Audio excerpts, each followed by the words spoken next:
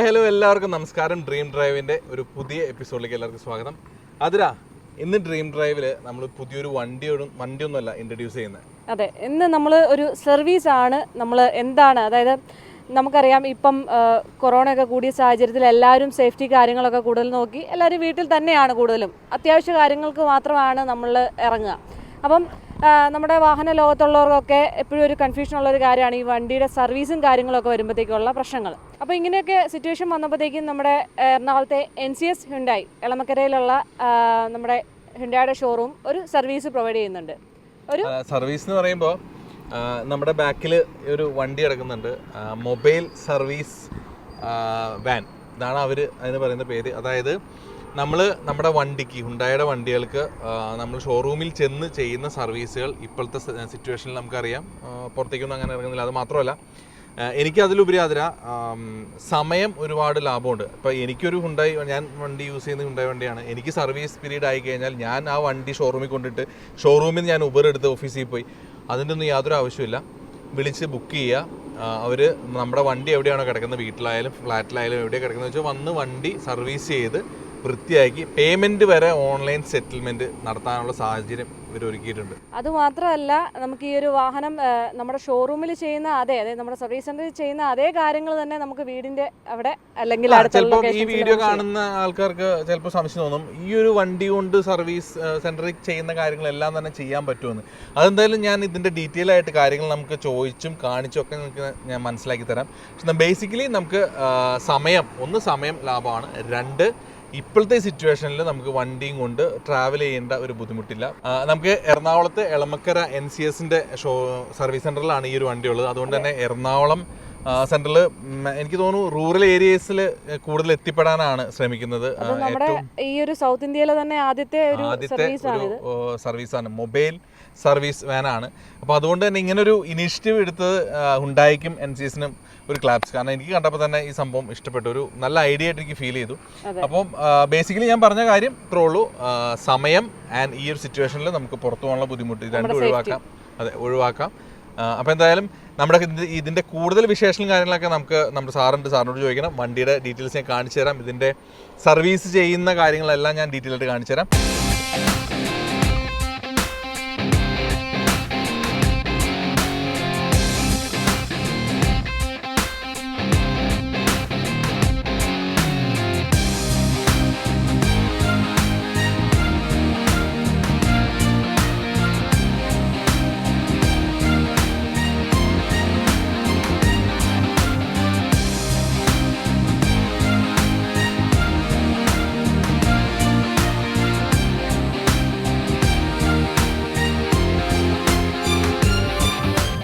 അപ്പോൾ ഞാൻ പറഞ്ഞ പോലെ നമ്മുടെ ഈ മൊബൈൽ സർവീസ് വാനിൻ്റെ കൂടുതൽ ഡീറ്റെയിൽസ് നമുക്ക് പറഞ്ഞു തരാനായിട്ട് നമ്മുടെ പ്രവീൺ സാർ ഇവിടെ ഉണ്ട്. പ്രവീൺ സാറ് നമ്മുടെ NCSലെ സർവീസ് ഹെഡായിട്ട് വർക്ക് ചെയ്യാണ്. Welcome to dream drive.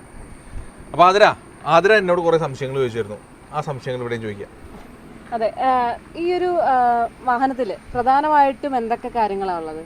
അതായത് ഇതിനകത്ത് നമുക്ക് പ്രധാനമായിട്ട് പറയേണ്ടത് ബേസ് തൊട്ട് പറയുന്നുണ്ടെങ്കിൽ നമുക്ക് ടൂൾസ് ബോക്സ് ഉണ്ട്. പിന്നെ അതുപോലെ തന്നെ ഈ ഹൈഡ്രോളിക് പവർ ക്രിയേറ്റ് ചെയ്യാൻ വേണ്ടിയിട്ട് ഹൈഡ്രോളിക് പവർ പാക്ക് ഉണ്ട്. പിന്നെ ജനറേറ്റർ ഉണ്ട്. പിന്നെ അതുപോലെ തന്നെ നമുക്ക് വീൽ ബാലൻസ് ചെയ്യാനുള്ള സൗകര്യമുണ്ട്. ബാക്കി അങ്ങനെ അത്യാവശ്യമുള്ള എല്ലാ എക്യുപ്മെന്റ്സും ടൂൾസും എല്ലാം ഇതിനകത്തുണ്ട്. ഇതിനകത്ത് ഈ കൊടുത്തിരിക്കുന്ന എക്യുപ്മെന്റ്സിന്റെ പേരുകളല്ലേ ഇതൊക്കെ? അതെ, ഈ കാണുന്നത്. ഓക്കെ, അപ്പോൾ ഏകദേശം 23 എക്യുപ്മെന്റ്സ് ഉണ്ട്. അതെ. അപ്പോൾ നമുക്ക് ഈ റിയർ സൈഡ് തൊട്ടൊന്ന് തുടങ്ങാം. ഈ ഒരു ഭാഗം ഇത് ഹൈഡ്രോളിക് ലിഫ്റ്റിന്റെ ആ ഒരു ഓപ്പറേഷൻ കാര്യങ്ങളാണ്. ഓക്കെ, അപ്പോൾ നമുക്ക് വാഹനമൊക്കെ നമുക്ക് ഈ ഒരു ഭാഗത്തേക്ക് ഇവിടുന്ന് എടുത്ത് നമുക്ക് ഈ ഒരു ഭാഗത്തേക്ക് കൊണ്ടുവച്ച് കഴിഞ്ഞിട്ട് നമ്മുടെ കാർ അതിൽ കയറ്റി വെച്ചിട്ടാണ് സർവീസ്. അപ്പോൾ എത്ര സർവീസിന് എത്ര പേര് പ്രൊവൈഡ് ചെയ്യുന്നുണ്ട്? ശരിക്കും 2 പേര് വെച്ച് നമുക്ക് എടുക്കാവുന്നതാണ്. 2 പേര് വെച്ചാണ് നമ്മൾ ചെയ്യുന്നത്. 2 പേര് ചെയ്യാം. അറ്റ് എ ടൈം എത്ര വണ്ടികൾ ചെയ്യാൻ പറ്റും? ഒരു 5 വണ്ടി 6 വണ്ടിയൊക്കെ ചെയ്യാൻ പറ്റും, കുഴപ്പമൊന്നുമില്ല. എത്ര നേരം ഒരു വണ്ടിക്ക് എടുക്കും? ഒരു വണ്ടി സർവീസിന് ഏകദേശം 1 മണിക്കൂർ താഴെ എടുക്കത്തുള്ളൂ. നമുക്ക് ഇതിനകത്ത് വാഷിംഗ് അടക്കം പ്രൊവൈഡ് ചെയ്യുന്നുണ്ട്. അപ്പോൾ അതെല്ലാം കൂടെ ചേർത്ത് വരുമ്പോൾ സമയം 1 മണിക്കൂർ മുകളിലെടുക്കും ആവറേജ്. അപ്പോൾ ഈ വാട്ടർ ടാങ്കും കാര്യങ്ങളൊക്കെ ഏത് ഭാഗത്താണ്? വാട്ടർ ടാങ്ക് വരുന്നതിൻ്റെ നേരെ ബാക്കിലാണ് വരുന്നത്, സൈഡിൽ. അതിനകത്ത് വെള്ളം സ്റ്റോർ ചെയ്തിട്ടുണ്ട്. അതിൽ നമുക്ക് എത്ര വണ്ടി വരെ വാഷ് ചെയ്യാൻ വേണ്ടിയുള്ള? അതിൽ 3 വണ്ടി വരെ വാഷ് ചെയ്യാൻ പറ്റും. അതിനകത്ത് അത് കഴിയുമ്പോൾ നമ്മൾ റീഫിൽ ചെയ്യാൻ പറ്റും. ഓക്കെ, പിന്നെ എന്തൊക്കെ ഡീറ്റെയിൽസ് ആണെന്ന് ഡീറ്റെയിൽ ആയിട്ടൊന്ന് പറയാം. ഇതിനകത്ത് എയർ കംപ്രസർ ഉണ്ട്. എയർ കംപ്രസ് വെച്ചിട്ട് നമുക്ക് കംപ്രസ് ചെയ്ത് എയർ ജനറേറ്റ് ചെയ്ത് കഴിഞ്ഞാൽ അതിനകത്ത് ന്യൂമാറ്റിക് ഓപ്പറേഷൻസ് എല്ലാം നടക്കും. പിന്നെ അതുപോലെ തന്നെ ഹൈഡ്രോളിക് ഓപ്പറേഷൻസിന് ഹൈഡ്രോളിക് പവർ പാക്ക് വരുന്നുണ്ട്. പിന്നെ അതുപോലെ തന്നെ ജനറേറ്റർ ഉണ്ട്. വീൽ ബാലൻസിങ് ചെയ്യാൻ പറ്റും. പിന്നെ മുകളിൽ കാണുന്നതാണ് സ്പെയർ പാർട്സിൻ്റെ ഒരു പാർട്സ് റാക്കാണ്. അതിനകത്ത് നമുക്ക് സ്പെയർ ആവശ്യമുള്ള പാർട്സുകളൊക്കെ നമുക്ക് അതിനകത്ത് സ്റ്റോർ ചെയ്ത് വെക്കാൻ പറ്റും. എല്ലാം നമുക്ക് അത്യാവശ്യമുള്ള സാധനങ്ങളെല്ലാം നമുക്ക് അതിനകത്ത് സ്റ്റോർ ചെയ്ത് വെക്കാൻ പറ്റും. നമുക്ക് ഒരു ദിവസത്തേക്ക് ഷെഡ്യൂൾ ചെയ്തിട്ടുള്ള സർവീസിൻ്റെ പാർട്സുകളെല്ലാം അതിനകത്ത് സ്റ്റോർ ചെയ്ത് വെക്കാൻ പറ്റും. നമുക്ക് ഈ ഒരു സർവീസ് കിട്ടണമെങ്കിൽ നമ്മൾ നേരത്തെ മുൻകൂട്ടി ബുക്ക് ചെയ്യണോ? മുൻകൂട്ടി ബുക്ക് ചെയ്താൽ അത്ര നന്നായിരിക്കും. കാരണം മുൻകൂട്ടി ബുക്ക് ചെയ്യുന്നതനുസരിച്ച് നമുക്ക് അലോക്കേറ്റ് ചെയ്ത് വിടാൻ പറ്റുന്നതായിരിക്കും.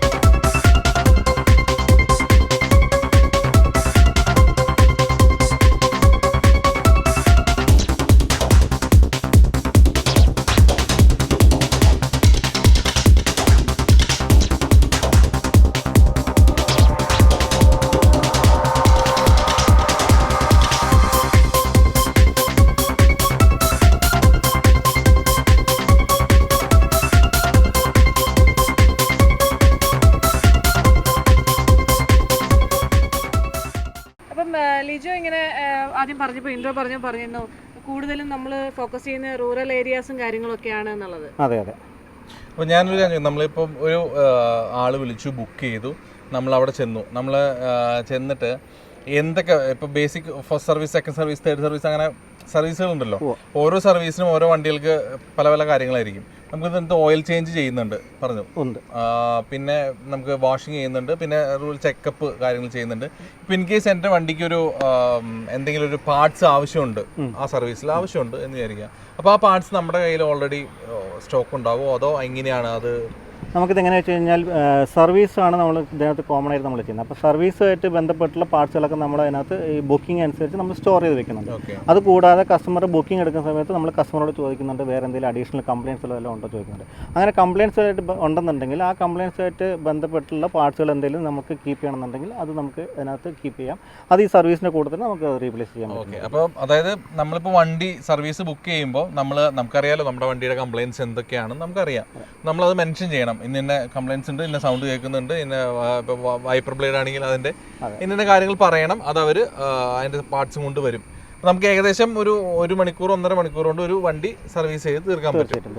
ഓക്കെ. വാഷിംഗ് ഉൾപ്പെടെയുള്ള കാര്യങ്ങൾ ചെയ്യുന്നു. അതെ അതെ അതെ. അതായത് വാഷിങ്ങിന് വേണ്ടി നമ്മൾ വേറെ ഒരാളിനെ വെച്ചിട്ടുണ്ട്, അസൈൻ ചെയ്യുന്നുണ്ട്. അയാളാണ് വാഷിംഗ് ചെയ്യുന്നത്. 2 പേര് ടെക്നീഷ്യന്മാർ സർവീസ് ചെയ്യും. സർവീസ് ചെയ്ത് കംപ്ലീറ്റ് ആയ വണ്ടി വാഷിങ്ങിലേക്ക് പോകും.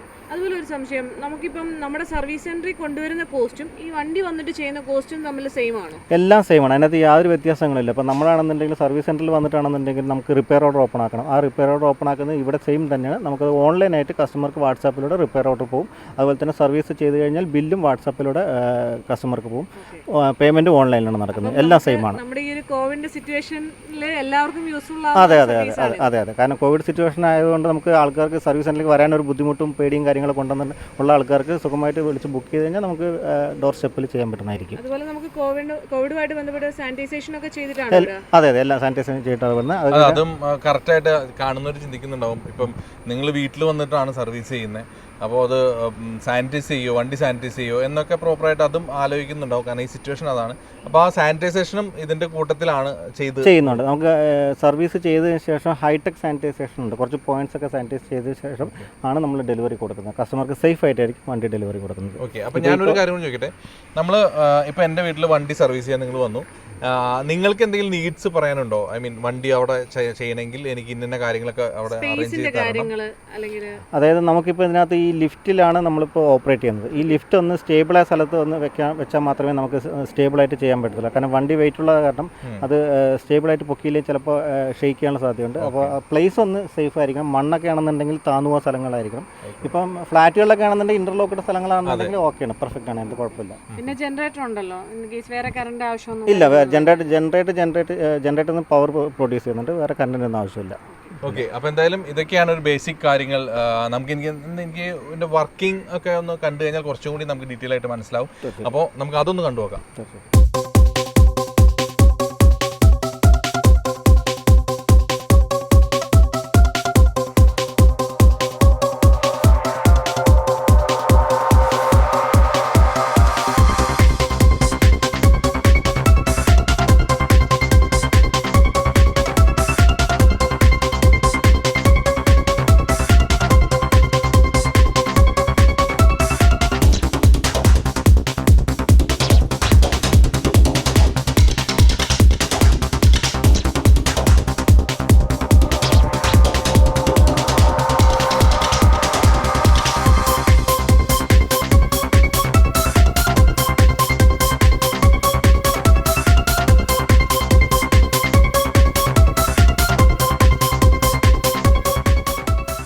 അപ്പോൾ ഗോഡ്വിൻ ബ്രോ, ഇപ്പോൾ ബ്രോ ആണ് ഇതിൻ്റെ സർവീസ് കാര്യങ്ങൾ ചെയ്ത് കൊടുത്ത് പരിചയമുള്ളത്. അപ്പോൾ നമ്മളും ഇത് കണ്ടിട്ടില്ല ഇതുവരെ. നമ്മൾ ഇത് വർക്കിംഗ് പ്രോസസ്സ് കാണിക്കണമെന്നുണ്ട്. അപ്പോൾ അത് കാണിക്കുമ്പോൾ നമുക്ക് സൗണ്ടിൻ്റെ ഇഷ്യൂ ഉള്ളതുകൊണ്ടാണ് ഞാൻ ഇപ്പോഴേ ചോദിക്കുന്നത്. നമുക്ക് ആദ്യം ഈ ഒരു വണ്ടി സർവീസ് ചെയ്യാനായിട്ട് ഫസ്റ്റ് സ്റ്റെപ്പ് മുതലൊന്ന് പറഞ്ഞു തരാമോ? എന്താണ് ചെയ്യുന്നത് ഫസ്റ്റ് സ്റ്റെപ്പ് മുതൽ? ഫസ്റ്റ് നമ്മൾ വണ്ടി വന്നിട്ട് വണ്ടിയുടെ ഫുൾ ഡോർ ഓപ്പൺ ആക്കുക. ഓക്കെ.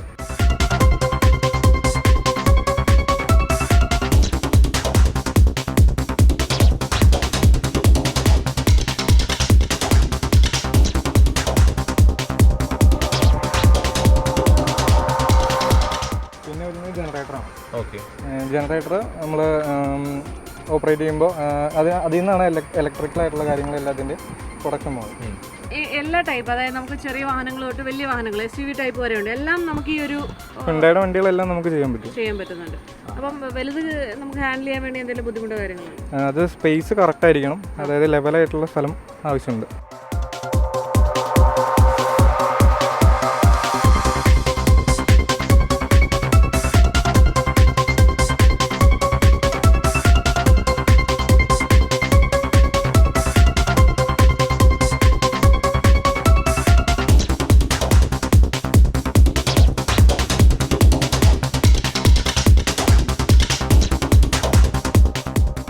എക്സ്പീരിയൻസ് ആയിട്ടുള്ള ആളുകളെയാണ് ഇതിനു വേണ്ടി അലോട്ട് ചെയ്തേക്കുന്നത്. ഓക്കെ.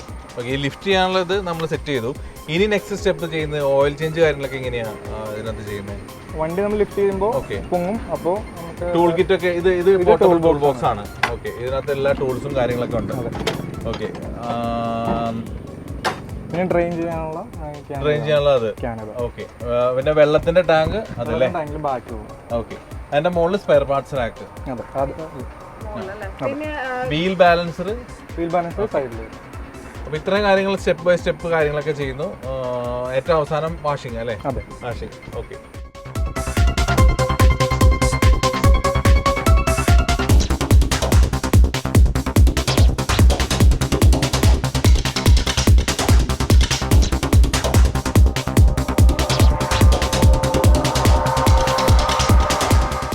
അപ്പോൾ ഇതിന് ഏകദേശം 1 മണിക്കൂർ 1.5 മണിക്കൂർ താഴെ തിരിച്ച്. ഇപ്പോൾ ഈ ലിഫ്റ്റ് കയറ്റാനുള്ള, അതായത് വണ്ടി വന്ന് സർവീസ് ചെയ്ത് നിങ്ങൾ പോകുന്ന സമയം അത് ഉൾപ്പെടെയാണ് 1.5 മണിക്കൂർ വേണ്ടി വന്ന്? അതെ, അങ്ങനെയാണ്. വന്നിട്ട് നമ്മൾ ചെയ്യും. എല്ലാം കഴിഞ്ഞ് പോയി കഴിയുമ്പോൾ 1.5 മണിക്കൂറോളം എടുക്കും. ഓക്കെ. അപ്പോൾ താങ്ക് യു. ഇനി എന്തായാലും ഇതിൻ്റെ വർക്കിംഗ് പ്രോസസ്സൊക്കെ നമുക്കൊന്ന് കണ്ടുപോകാം.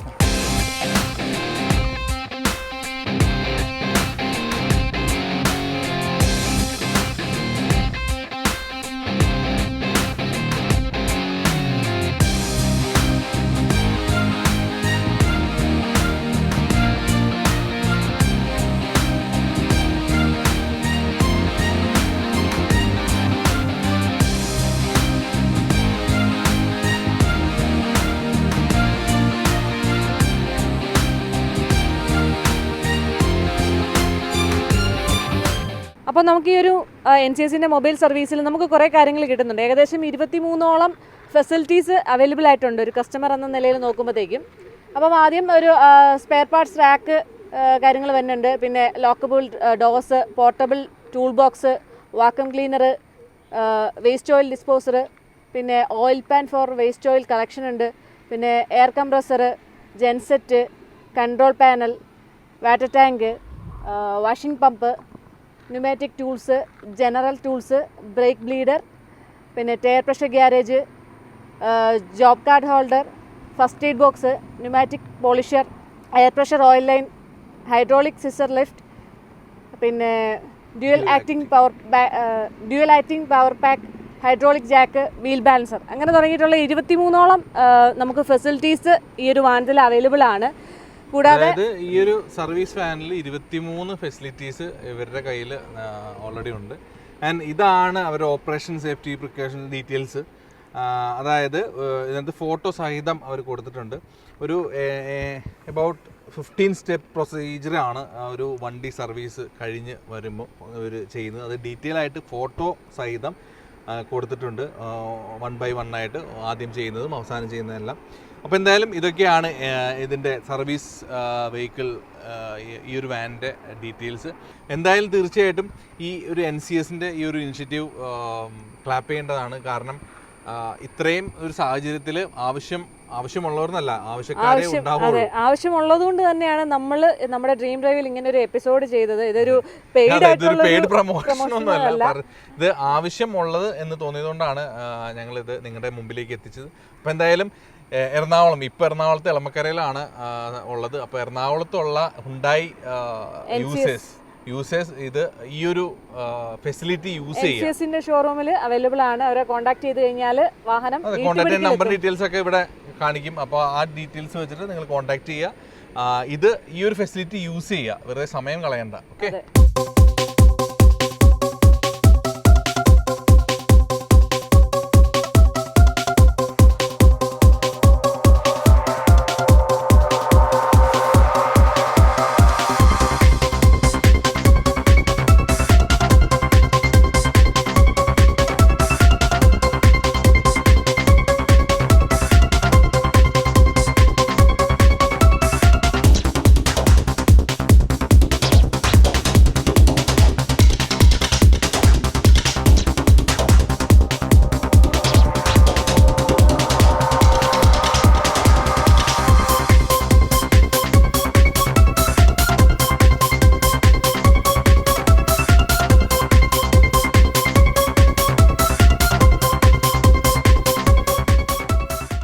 അപ്പോൾ ഇന്നത്തെ എപ്പിസോഡിൽ നമ്മുടെ ഒരു പുതിയ വണ്ടിക്ക് പകരം ഞങ്ങൾ യൂസ്ഫുൾ ആയിട്ട് കൊണ്ടുവന്ന ഈ ഒരു നമ്മുടെ സർവീസ് വെഹിക്കിൾ നിങ്ങൾക്ക് എല്ലാവർക്കും യൂസ്ഫുൾ ആയുള്ള ഒരു കാര്യമായിട്ട് ഫീൽ ചെയ്തു അല്ലേ? എല്ലാവരും ഈ ഒരു കാര്യം, ഈ ഒരു മൊബൈൽ സർവീസ് സെൻറ്റർ എല്ലാവരും യൂസ് ചെയ്യുക. കാര്യം ഇപ്പോഴത്തെ കോവിഡ് സിറ്റുവേഷൻസിൽ എല്ലാവർക്കും വളരെ യൂസ്ഫുൾ ആയിട്ട് സേഫായിട്ട് തന്നെ നമുക്ക് വീട്ടിലിരുന്നുകൊണ്ട് തന്നെ സർവീസും കാര്യങ്ങളൊക്കെ ചെയ്യാൻ പറ്റുന്നതാണ്. അപ്പോൾ എന്തായാലും പുതിയൊരു വണ്ടിയോ അല്ലെങ്കിൽ ഇതുപോലത്തെ അറിവുകളോ ആയിട്ട് അടുത്ത എപ്പിസോഡിൽ കാണാം. അതുവരെ ബൈ.